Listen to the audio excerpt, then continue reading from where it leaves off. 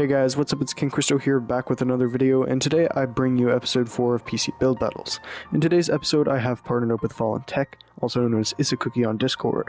The link to his build video and his channel will be down below. We decided to go with a very low budget of just $400 today, so it's definitely going to be interesting to see what Keaton can pull off. Needless to say, remember to vote in the comments below whose is better, and without further ado, let's get into my build. For the processor, I chose the AMD Ryzen 5 2400G. Not only is this processor the current king of APUs, it's got the same core and thread count as a 7th generation Intel Core i7. Specifically, this is a 4-core 8-thread processor with a base clock of 3.6 GHz, which costs a super low $160.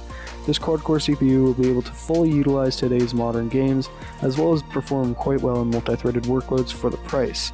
Definitely quite a lot better than something such as an 8th generation Core i3 or a 7th generation Core i5. This processor also has the GPU built in, the Vega 11 graphics. The component performs about as well as a dedicated GT 1030, so for the ultra low price, the CPU and GPU combo really performs quite well. It also comes with a Wraith Stealth CPU cooler, so I decided to utilize that for this build as well. For the motherboard, I chose the Gigabyte AB350M Ultra Durable. Gigabyte's Ultra Durable series has been quite known for its long-lasting components, and the B350 chipset gives us a lot of unique features for just $65.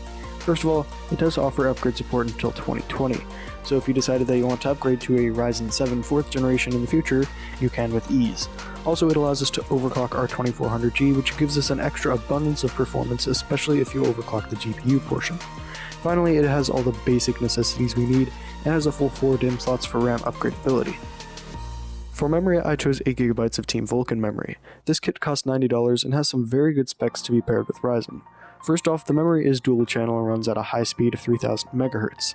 This combined with the fact that the die actually runs at its rated speed gives the Ryzen CPU a good performance boost to the Ryzen's Infinity fabric, and the fact that the APU uses normal system memory as VRAM. For storage, I went a little bit boring this time and added the normal Western Digital blue hard drive you probably have seen in numerous other build guides.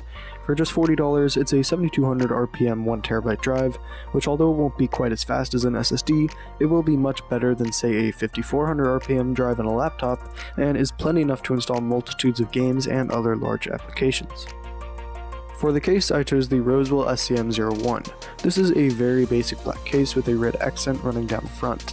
It only costs $20, which is the best part, and has no side panel windows, so you won't need to worry about how it looks on the inside. It will also house our micro ATX board perfectly, and although it might not have luxurious features such as RGB, it'll get the job done fine without looking outright awful. To finish everything up, I chose the EVGA 450 BT power supply for this thing.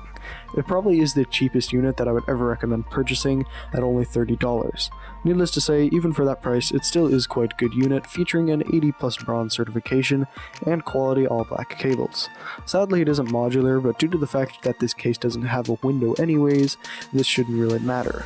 Finally, it packs a 3-year warranty and maintains a 4.4 out of 5-star rating with over 3,000 reviews on Amazon. So that was my build. I hope everyone enjoyed and remembers to check out Keaton's version over at FallenTech.